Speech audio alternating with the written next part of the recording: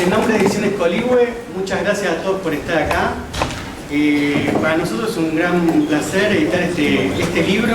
La verdad, siempre es lindo presentar un libro de dos autores, que es el primer libro que van a presentar con nosotros. Un libro que nos gustó mucho editarlo y espero que ustedes lo disfruten.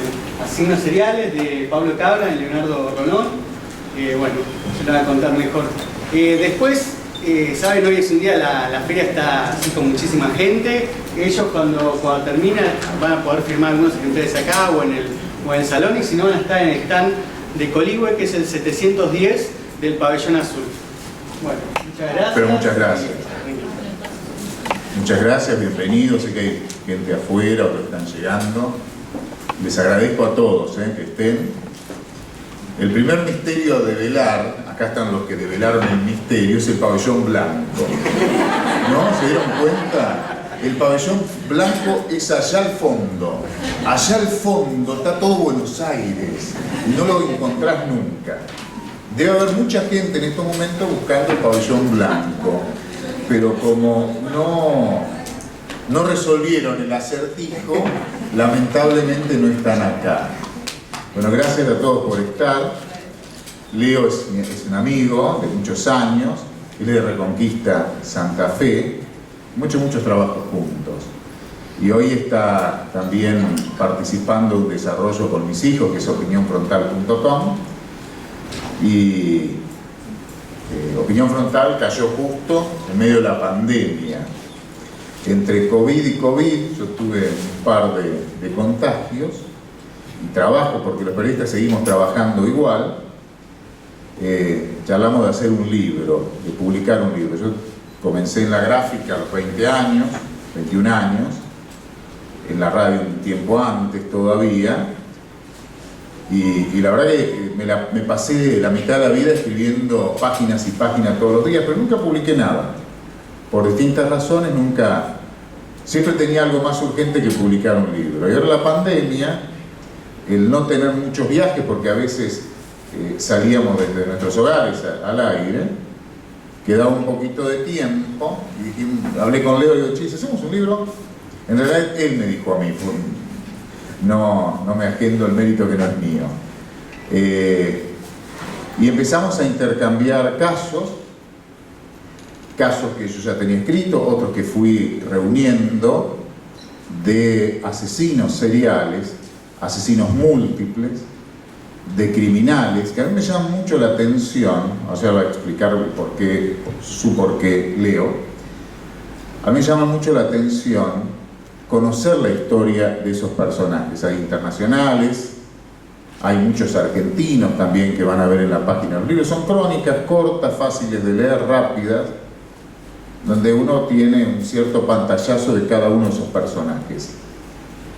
A mí me llaman mucho la atención, porque cuando empezás a leer la historia, si bien tienen algún atisbo de pasado turbulento, alguna historia terrible, la vida aparente de muchos de ellos es una vida normal, si es que se le puede llamar normal, con familia, fueron nenes, tuvieron padres, tuvieron hermanos, tuvieron novias o novios, y de un día para otro, porque la maldad la tenían dentro, se convirtieron en asesinos. ¿Qué pasa con una persona que puede estar sentada acá, puede ser cualquiera de nosotros, de un día para otro encuentran el atractivo de matar, y una vez que arrancan no paran, no hay forma de controlar a este tipo de criminales? Algunos son conocidos, otros no tanto, pero sí son personajes atractivos para tratar de entender la realidad que nos rodea. Entendiendo estos personajes, uno puede darse cuenta claramente por qué la sociedad es como es, donde hay muchísima gente buena, pero hay algunos malos que son muy malos y disfrutan de ser malos. De eso va el libro. Ahora se vamos a contar algunos casos, después charlaremos. Que quiera preguntar, pregunte por algún caso, pero la idea fue esa, meternos en historias de criminales que de un día para otro decidieron matar y ya no pudieron parar. Y fue una historia comenzando por lo que decía al principio, que arrancó de una charla de pandemia. En medio de la pandemia, el encierro, el buscar alguna otra cosa para pasar el tiempo, con Leo, mi amigo, empezamos a desarrollar y bosquejar este libro, que lo estamos viendo por primera vez tanto él como yo ahora. Ayer no lo había visto, tenía la tapa y solo la tapa, y es la primera vez que tengo el libro en mis manos, y la verdad que es una sensación muy linda. Ahora Leo. Bueno, también, muchísimas gracias por acercarse, por venir, por encontrar el Salón Blanco. Yo creo que lo hicieron a propósito, dijeron, a ver, ¿cómo hacemos para complicarle la vida a esta gente? Y dijeron, listo, Salón Blanco, al fondo. Pero la verdad que incluso mi participación dentro del libro tiene un condimento también muy particular. Yo ya tengo un libro anterior, muy regional, que habla un poco de las curiosidades que tiene la historia de mi ciudad, de Reconquista. Agradezco acá a algunas gentes de Reconquista que veo también, allá, la gente de la biblioteca. Y siempre me gustó el contexto histórico alrededor de determinados personajes, de determinadas personalidades, próceres, etc. Siempre me gustó el lado B de la historia.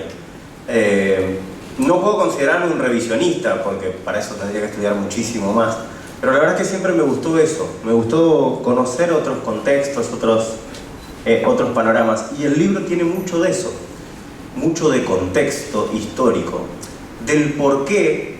Paulo recién hacía referencia al personaje como tal, ¿no? al personaje, a su psiquis y a qué lo lleva a una persona a convertirse en un asesino, en este caso un asesino serial. Pero además también está lo otro, ¿cómo es que llegaron durante tantos años a cometer tantos crímenes sin que nunca los hayan descubierto, o que los hayan descubierto después de 50, 60, 70, 200 personas muertas? Y hay mucho de contexto histórico en ese sentido. Por ejemplo, y para abrir la charla con alguno de los asesinos, Andrei Chikatilo, ruso. Digo, porque si pensamos asesinos seriales, lo primero que pensamos es Estados Unidos. Con la contracara, Rusia. También hay otros indios, un pakistaní también en el medio. Pero, digo, Andrei Chikatilo fue un ruso que se cargó ni más ni menos que a 53 niños, casi siempre niños o niñas, o adolescentes o preadolescentes, a los cuales mató, descuartizó, comió partes de sus cuerpos. Y uno, cuando empieza a buscar el contexto histórico, empieza a pensar en lo que era la Unión Soviética en ese momento, ¿no? Y en ese momento la Unión Soviética había una hambruna infernal, donde había canibalismo como método de sobrevida. Digo, en ese contexto histórico, ¿sí? Y además una Unión Soviética con ese contexto político tan particular de la Unión Soviética, a la que, por ejemplo, lo primero que hace es negar que un asesino serial pueda llegar a estar en Rusia. Ese es un problema del Occidente. Bueno, pues no. Y pese a que un perito, que es el que se encargaba particularmente de hacer las autopsias, empieza a encontrar rasgos parecidos en las distintas muertes, es el que advierte de que se trataba de un asesino serial. Bueno, primero intentaron ocultarlo, y esta fue otra gran ayuda para este asesino serial particular, digo, porque el ocultar la información, el no alertar a la población de que hay un tipo de estas características suelto, es un peligro para la sociedad. Bueno, esto también fue una ayuda puntualmente, y trata de ilustrar un poco hacia dónde apunta este libro. Digo, si ustedes me preguntan dos características puntuales que tienen este libro a diferencia de otros tantos que hay sobre asesinos seriales, una tiene que ver con que lo escribimos nosotros dos y la otra es este contexto histórico. Se hizo mucho hincapié en el libro, lo van a encontrar ustedes, hay mucho de historia de lo que pasaba alrededor de estos asesinos seriales. Falta de capacitación de la policía, inconsistencias en las investigaciones y mucho de política también hacen un poco a ese contexto. Pero hay también personajes que son atractivos por lo llamativo, ¿no? Y de nuevo, volviendo a nuestro país, acá a la Argentina, me llama mucho la atención un personaje que fue muy famoso en su momento. Tiene un tango. En una época se había puesto, estaban muy de moda los policiales como ondulantes, así. Hay momentos que no interesa a nadie, hay momentos que no interesa a mucha gente, la crónica policial. No es de ahora. Al principio del siglo XX estaban de moda. Apareció un asesino, eran 10 años de publicación en Diario Crítica, donde tenían escritores como redactores Roberto Alt, entre otros, escribían policiales. Y había algunos personajes que se hicieron muy famosos y que como eran tan populares, como ahora le sale un rap rápidamente, salió un tango. Y hay un tango que se llama Mate 8, Mate y la letra 8, Mate 8. Búsquenlo, está, no me acuerdo el autor, es un autor conocido, y se puso de moda, tuvo su momento de gloria, el tango Mate 8. Por un tal Mateo Banks, era el nombre de este señor. La familia Banks, una familia inmigrante, muy importante, que hicieron mucho dinero, tenían estancias en la zona de Azul. Ellos vivían en Azul. Eran varios hermanos, habían heredado de los padres un par de estancias. El trébol y la buena suerte. Mataron a todos. El trébol y la buena suerte. La verdad que era contradictorio el nombre de las estancias. Este tipo, Mateo, era integrante del Jockey Club de Azul, era un tipo muy importante, muy conocido. Se casó con una de las Gainza, creo que dieron la prensa, ¿no? La familia, no, prensa es de La Paz, bueno, de un diario de estos grandes, familia prestigiosa de la Argentina. Y se fue a vivir a Azul, vivieron siempre en Azul, tenía varios hijos. Esa era la vida ante la sociedad, la vida oculta que tenía, era una atorrante, se timbiaba todo, jugaba las cartas, jugaba fuerte, iba al hipódromo, timbiaba todo, se había patinado todo y debía mucha plata. Entonces el tipo, Mateo, ideó un plan bastante básico, que era venderle animales al hermano. Le falsificaba, uno de los hermanos, Dionisio creo que se llamaba, tenía mucha gente de los hermanos, los demás eran serios, vivían en el campo, trabajaban, tenían mucha plata. Empezó a venderle animales en una consignataria de Hacienda de Azul y le falsificaba la firma. Por cuenta y orden de don Dionisio Van, vendía 50, 100 novillos, una parte le daba a la señora para mantenerse y la otra parte lo timbiaba a la noche. Pero sabía que tarde o temprano iba a ir a la consignataria, el hermano, iban a descubrir la falsificación de la firma y lo iban a meter en cana. Imagínate el tipo del Jockey Club de la alta sociedad. Un día se levantó temprano y fue a recorrer el campo. Ya el campo medio que le tenían un poco de recelo porque se había patinado todo, con los hermanos, una hermana, eran 2 familias enteras. Estaban en 2 campos. Los visitó primero y aparentemente le puso veneno para rata en la comida, en un guiso. La señora que estaba cocinando el guiso le sintió un olor raro, como veneno para rata, supongo, no sé cuál es el olor, pero tenía un olor raro y lo tiró al guiso. Le falló el método. Entonces agarró una escopeta y lo fue asesinando uno por uno, cortó el camino, no tanto planes. Mató a 8 personas, entre ellos criaturas. Mató al hermano, a 2 hermanos, una hermana, a la sobrina, a los 2 peones. Agarró con un pedazo de hierro, se hizo un hueco en la bota, se presentó al otro día en la casa de un médico de la familia, y le contó que se había enfrentado a los peones, que lo había intentado asaltar, que los peones habían matado a todos, y que él le había respondido unos tiros, pero había recibido un tiro en la heroica tarea de intentar defender a su propia familia, a los hermanos, los sobrinos, y que se había mandado a mudar a los peones. Ya la policía, cuando le vio la bota, se dio cuenta que no era un cuetazo, no era un tiro, sino que era un puntazo que se había hecho él, no era llamativo, sospechoso. Y ahí pasaban las horas, ¿no? Fue una inhumación que conmocionó a toda la región, él iba a toda la gente con él. Imagínense todos sus cajones. Lo que pasa es que empezaron a revisar los campos, empezaron a aparecer los peones muertos también. Los que en teoría se habían fugado estaban baleados, estaba la ruta. Y en horas, un par de días, confesó todo, quedó detenido.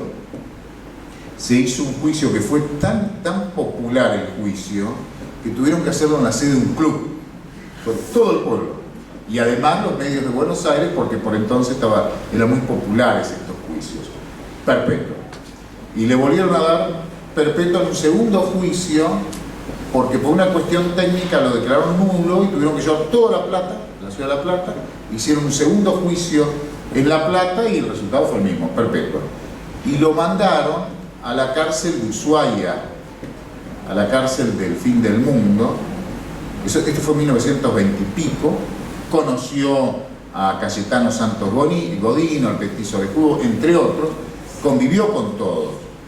Este hombre siempre tuvo un hablar intelectual, pausado, un tanto campechano, estanciero, que no lo cambió en su estadía, ni siquiera en su estadía en la cárcel. Siempre juró y perjuró después, salvo la primera confesión, ser inocente.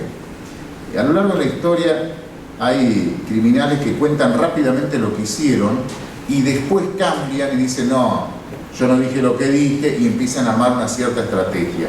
Este fue el caso.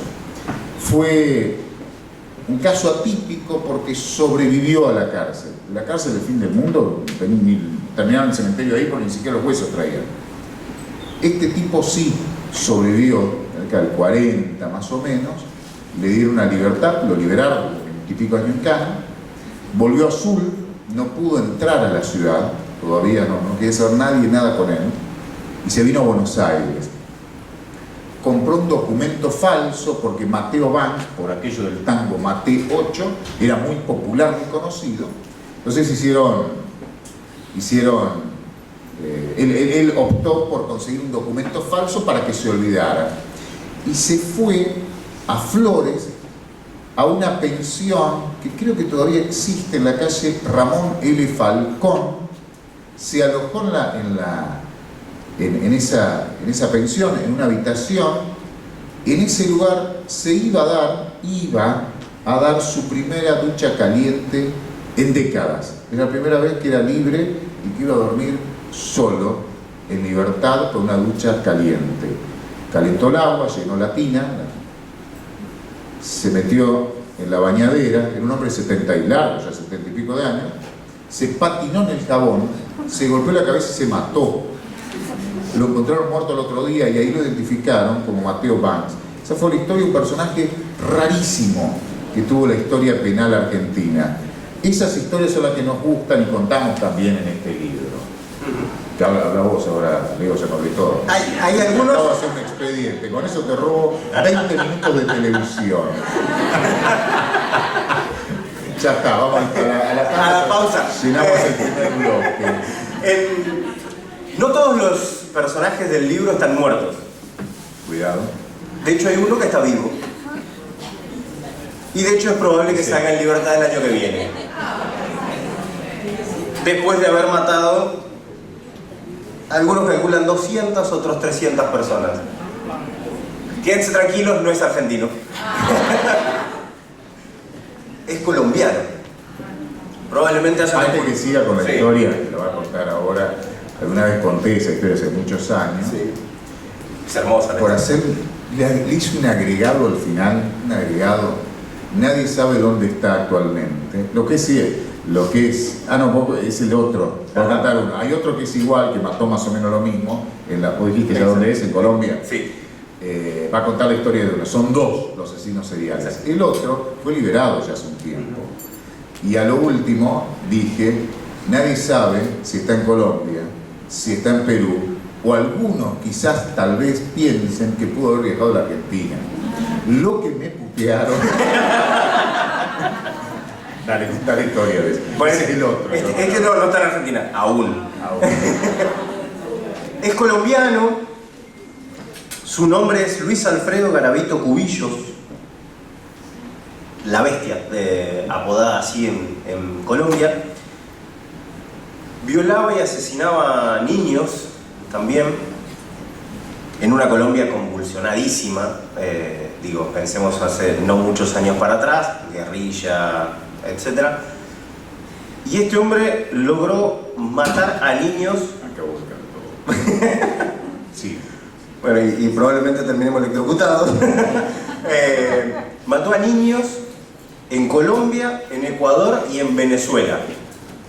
Hasta que finalmente, gracias a un linchera, después lean toda la historia, gracias a un linchera que escuchó los gritos de una niña y él se encargó de rescatar a esa niña, está detenido.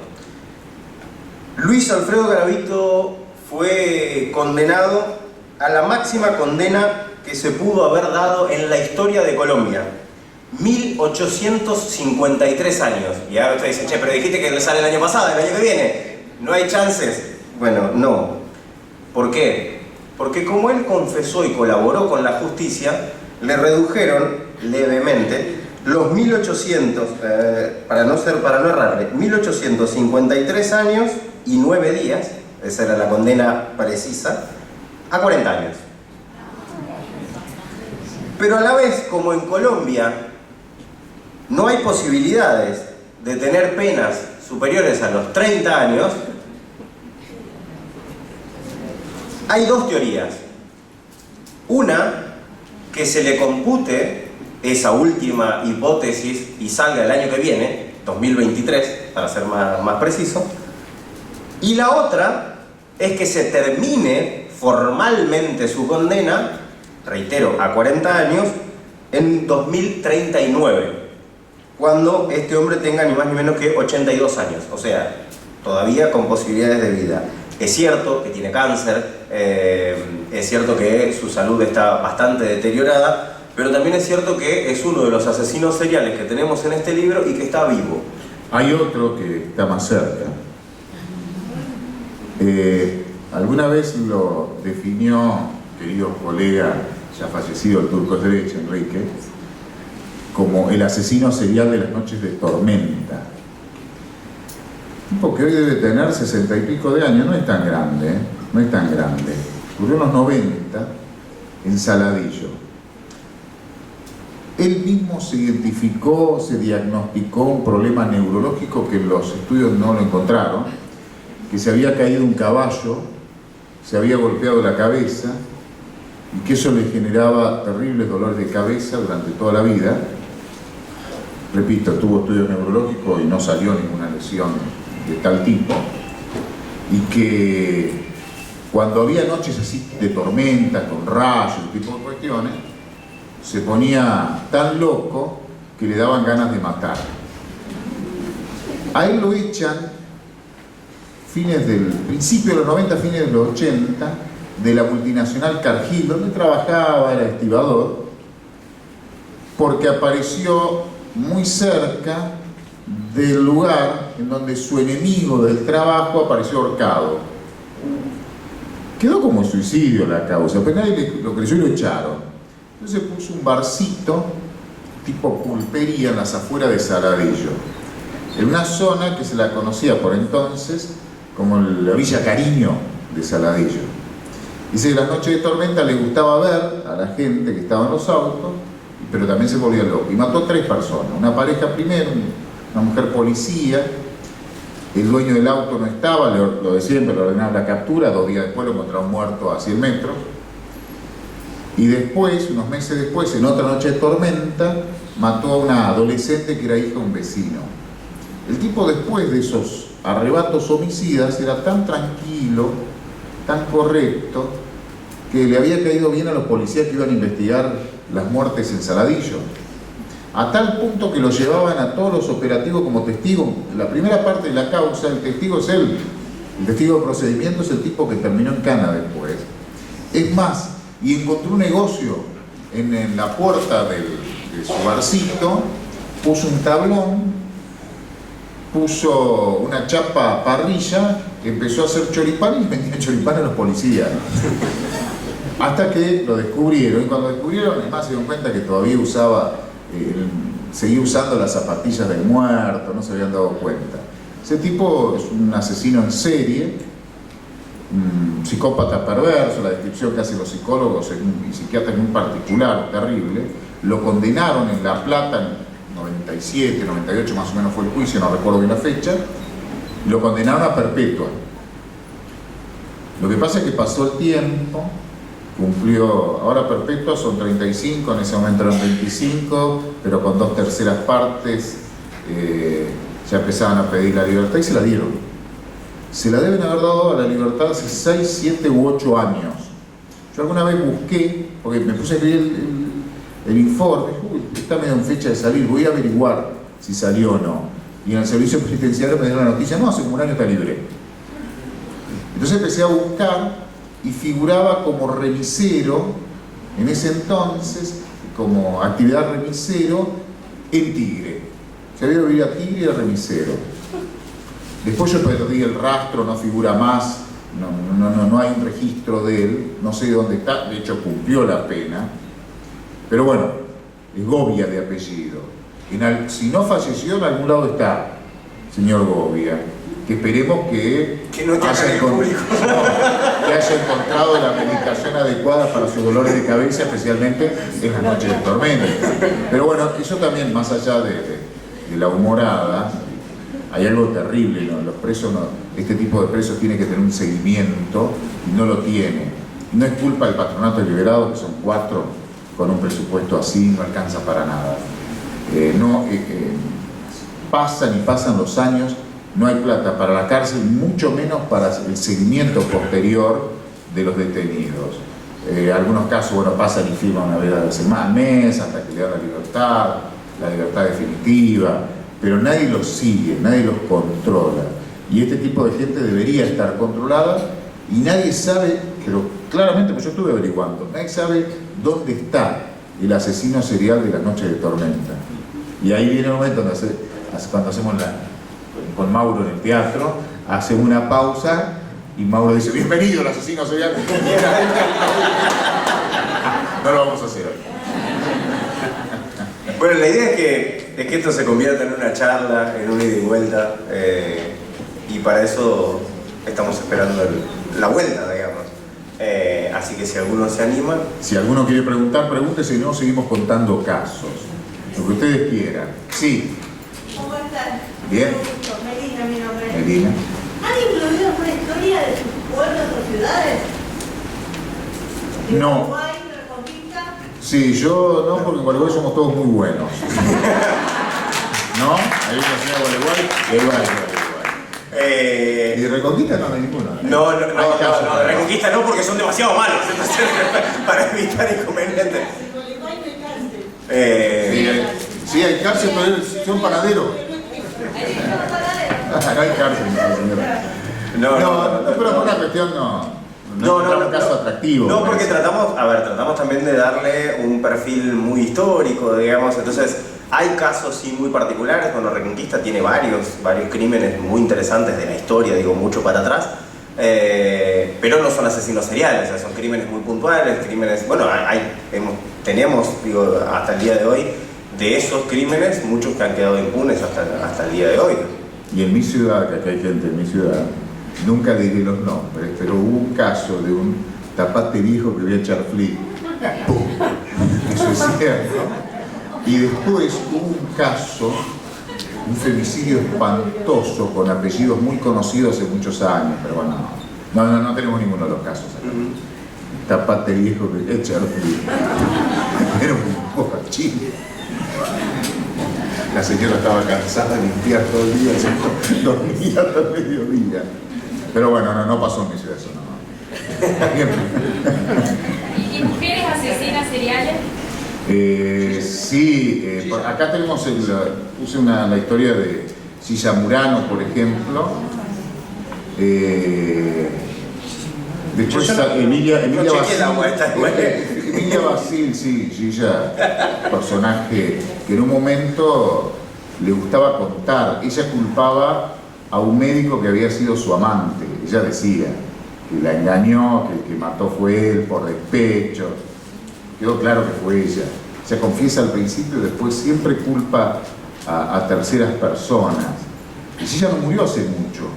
murió en un geriátrico de Belgrano, no muy lejos de acá, porque después que la liberaron, ella tuvo una nueva pareja, un señor grande, ella ya era grande, una señora grande, de 70 y pico años, empezó a salir un señor y se mudó con un señor de 80 años. La hija de ese hombre un día presentó una denuncia sospechando que tanto a ella como a su padre Gilla había intentado envenenarlos. Y hubo una segunda causa, que no se probó nada, esto estoy hablando hace 10 años no más, pero sí ella quedó sola y quedó internada en un geriátrico, tenía problemas motrices, había sufrido creo que un accidente cerebrovascular y murió no hace tanto. Después contamos la historia de Emilia Basil, que si bien ella mató a una persona, fue tan impactante el caso que fue uno de los casos de mujeres asesinas del libro y de la serie. Ella tenía un restaurante que estaba a una cuadra donde fue siempre Canal 11, era Tele 11 en la década del 70, y mata al dueño. Ella está con el marido, le pagaban en cuota la casa, en donde ella tenía la casa y el restaurante, un comedor bastante precario, y de acuerdo a lo que ella cuenta, el tipo la acosaba, que era un italiano, el dueño de la casa. La condición del dueño de la casa: me voy cuando me termine de pagar. Y un día lo termina matando, descuartiza el cuerpo, una parte la dejan, empieza a sacar por la basura, y otra parte queda dentro del negocio, y se construyó el mito, yo creo que es un mito, que cocinaba con restos, pero no es cierto, porque en la causa no hay nada. Sí se construyó el mito popular, muy entre los empleados de Tele 11, decía que iban a comer ahí, te comiste al Tano. Entonces jodían con eso, y quedó. Lo último que se sabe de Emilia Basil, era una señora que había nacido en Beirut, en el Líbano, había trabajado en un frigorífico, una mujer muy, muy trabajadora. El último que se supo es que ella empezó, cuando la largan, dio 10 años de cárcel, 7 años después ya salió, unos pocos años después la largaron por buena conducta, ya había perdido toda la familia, la casa, había perdido todo. La vieron varias veces merodeando por la zona. Hay una declaración de un diario de la época, que yo lo encontré, que hablan con un vecino que la vio y contó que la había visto a la turca Basil mirando la esquina, y ya no era de ella, ya no tenía ni las hijas, y le pregunta: ¿cómo anda doña Emilia? Y ella le contesta: ¿y a usted qué mierda le importa? Se dio la vuelta, se fue y nunca más se supo de ella, nunca más volvió al barrio. Hay otra historia más, la de Dorotea Puente, también. Esa es americana. Los norteamericanos tienen una tradición, tienen muchos criminales en serie o múltiples, y además al lector norteamericano le gusta mucho. De hecho, ustedes agarran las series Netflix, por ejemplo, fíjense que la mitad tiene un componente policial porque le genera un gran atractivo, y por eso las crónicas estas son tan conocidas, porque se siguen día a día, porque hay un público que consume ese tipo de información, ¿no? Así que bueno, esa es una abuelita muy dulce. No, de verdad era muy dulce. Con algunos. Hasta que dejó de ser. Y se encargaba de cuidar a otros abuelitos, discapacitados, drogadictos y demás. No a todos los cuidaba demasiado tiempo, sí hasta el final de sus vidas, pero no tanto tiempo. Y es una historia también muy, muy atrapante el de Dorotea Puente, porque además también no hace demasiados años. De hecho, si uno busca en internet, las distintas imágenes de los juicios de los distintos asesinos seriales que hay aquí en el libro, son pocos los que van a encontrar fotos a color. Bueno, Dorotea Puente tiene un par de fotos a color de los juicios, y eso claramente marca ya, de entrada, que estamos hablando de periodos mucho más acá y bastante contemporáneos. Pero Dorotea Puente no era el nombre de ella, ¿no? El apellido era otro. No, ya te Puente era el nombre de uno de los maridos. Exacto. Es uno de los que marchó, el señor Puente, y le quedó hasta el apellido del señor Puente. Dorotea Ellen Gray. Gray, la señora Gray, que quedó a la historia, pasó la historia como Puente. Y Puente fue uno de los que marchó. ¿Qué es lo que hacía? Fue el primer marido. Le cobraba la pensión, la jubilación, los cuidaba un tiempo, después los mataba, los enterraba y seguía cobrando la pensión el tiempo que durara. Pero así mató como 30. Sí, sí. Sí, tenía varios puentes en su hogar. Otra. El descuartizador, Burgos. Sí, una parte, sí, no se privó de nada. Ese Burgos fue la única noticia, sí, fue ahí el verano antes de la caída del golpe de Estado contra el general Perón, en el 50 y pico. Burgos era un tipo que hablaba muy bien inglés, y eso en esa época que un hombre hablara inglés era de alguien preparado. Sí, estaba muy enamorado de una chica que había alquilado la pensión en una casa de la calle Montes de Oca, en Barraca, ¿no? Entre Barraca y Constitución. Sí, ahí tenía varios departamentos el papá, y era una chica salteña, Mettinger era el apellido, y la terminó matando, descuartizando, y los restos fueron apareciendo en distintas partes de Buenos Aires. Los primeros restos lo encontró caminando un cura por la zona oeste del Gran Buenos Aires, por Hurlingham, por ahí cerca de la estación. Sí, más para el lado de Hurlingham, aparece ahí. Había un canasto, el cura miró, todavía 60 años después está corriendo el cura del susto que se pegó. Y empezaron a aparecer cuerpos hasta que finalmente lo detienen. Fue otro que sobrevivió a la cárcel, salió, era pastor evangélico, se convirtió en no sé qué iglesia, pero sí evangélica, se volvió al departamento, se dedicó a reparar muebles y murió en el 90 y pico, no hace tanto que falleció. Era un hombre muy grande, sobrevivió a la cárcel. Ese fue Jorge Burgos. Hay un libro que él escribe, en realidad le cuenta, le relata su punto de vista a un periodista que lo escribe y cuenta su verdad. ¿Qué es lo que hace? Lo de siempre, el machirulo.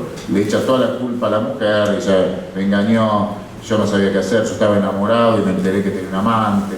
Lo de siempre. Que de hecho en esa época había tan poco concepto de género, de perspectiva de género, que hubo todo un debate si Burgos debería ir a la cárcel o no. Porque él, en teoría, él cuenta que cuando la invita a la casa a tomar algo, él estaba enamorado de ella, tenía un libro, abre el libro y había una carta de un tal Pascual que le escribía cuestiones íntimas y ese tipo de cosas. Y con eso él justificaba el asesinato, y parte de la sociedad lo justificaba, porque había muchos que estaban a favor de Burgos, y de hecho la sacó muy barata, le dieron apenas 10 años, porque estaba en cierta medida justificado si ella tenía una vida ligera. Así se manejaba la justicia hace no tanto, y de los 10 años creo que pasó 5. A los 5 años volvió a la casa y siguió con su vida, normalmente. Los femicidios se pagaban así en ese entonces. Se paga muy poco, muy poco. Es más reciente todo esto de la perspectiva de género. Hace 20 años no era así, y hace 70 mucho menos, ¿no? Mucho menos. ¿Alguien quiere preguntar algo? A ver, señorita, perdón. Se habla mucho de lo macabro que fueron los crímenes. ¿Comentan en el libro sobre el contexto de las víctimas o cómo se relacionaban con los asesinos? ¿Quiénes se relacionan? Las víctimas. Las víctimas, en algunos casos, entonces al haber tantos casos no ahondamos mucho en cada uno de ellos. Pero sí, en nuestro trabajo periodístico permanentemente estamos buscando esa forma para poder contar la historia. Siempre cuando ves este tipo de asesinos en serie, básicamente, los tipos buscan emular ciertas actividades que los lleve al mundo de las víctimas, ¿sí? Si es una zona rural, parece alguien de campo. Si ataca en un jardín, es el tipo más amable con los niños. generalmente el asesino busca meterse en el lugar donde puede cazar, ¿no? Este tipo de maldad, este tipo de asesino tiene esa particularidad, por eso es tan difícil detectarlo. Dice, no, antes no se dieron cuenta.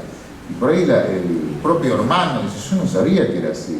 No te vas a dar cuenta, porque emulan muy bien el contexto en el que se mueven y en el contexto en el que van a cazar a sus víctimas, ¿no? Por eso es difícil descubrirlo.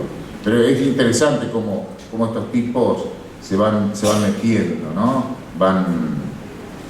Se van acercando a sus presas, a sus víctimas. ¿Alguna otra pregunta? Sí, caballero.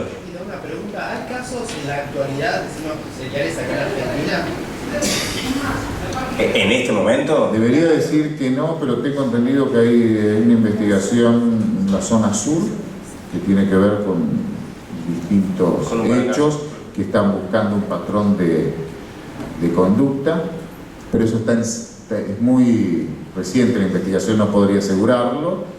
El otro es el caso de Ramallo, que todavía obviamente falta muchas pruebas por producir, esto recién arrancó, pero claramente es alguien, de acuerdo a lo que cree, sospecha una fiscal del joven de apellido Baños, que este tipo mataba con ciertas características a toda su familia, dando a entender que de hecho en la declaración él lo cuentan, como que la tragedia lo tenía rodeado, nunca fue él, una vida trágica, tenía una vida terrible, la gente que quería se le iba muriendo. Él cuenta más o menos esto y puede ser el motivo, entre comillas, que él tenía para matar.